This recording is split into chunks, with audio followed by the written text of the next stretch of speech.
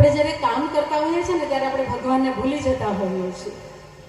એટલે ભગવાને તમને આ એક મોકો આપ્યો છે કે અત્યારે મને યાદ કરી લો.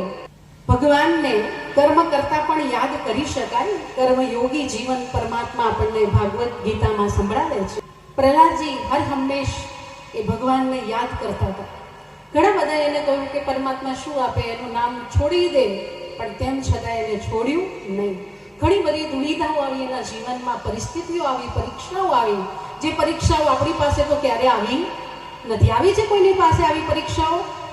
નહીં. જો એવી પરીક્ષાઓ આવી તો એને ભગવાનને છોડ્યા નહીં, એનું નામ જપતા જ રહ્યા. તો શું આપણે ભગવાનને ના યાદ કરી શકીએ? કરી શકીએ.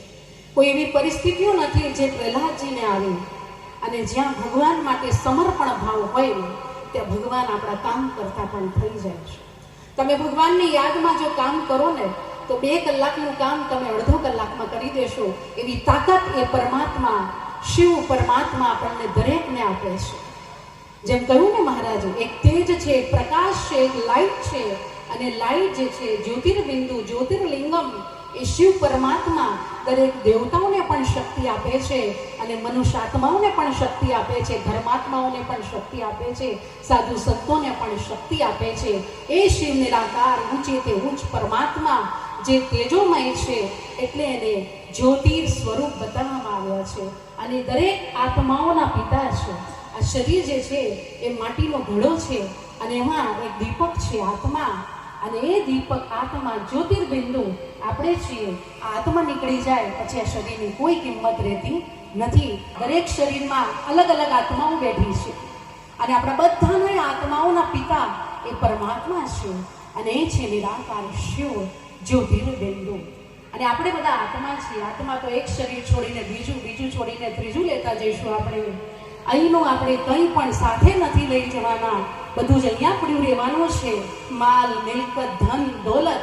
પણ જે ભગવાનને યાદ કર્યા હશે, લોકોની દુઆ લીધી હશે, નમ્રતા જીવનમાં રાખી હશે, તો આપણે ખૂબ બધું લઈને જઈશું. કહેવાય ને કે ભરતું હાથે જઈશું.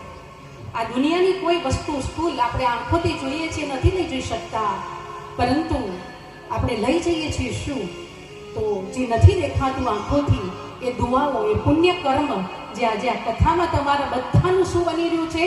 પુણ્ય કર્મ. સંભળાયું ને મહારાજે, એક યજ્ઞ રચ્યો છે અને યજ્ઞમાં ખાલી બેસવાથી, સમય આપવાથી આપણું ખાતું શ્રેષ્ઠ બને છે. કથા સાંભળીને આપણે આપણા જીવનમાં ઉતારીએ. અહીંયાથી ઊભા થઈએ એટલે ખંખેરીને ના જતા કપડાં, બધું અંદર લઈને જજો. એક કાનથી સાંભળીને બીજા કાને કાઢી ન દેતા. જીવનમાં ઉતારશો ને તો જ પરિવર્તન શક્ય છે. બાકી આ કળી કાળમાં ભગવાન તરફ જવું ને એ બહુ પુણ્ય હોય ને ત્યારે આપણે જઈ શકીએ. તમારા પુણ્ય છે એટલે તમે અહીંયા આજે બેઠા છો.